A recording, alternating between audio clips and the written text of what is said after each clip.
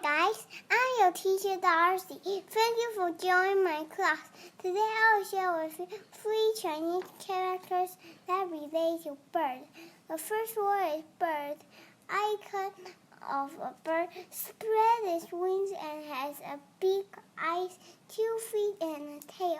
Bird pronounced meow. The second word is a unit for a bird. A bird is sitting on a branch.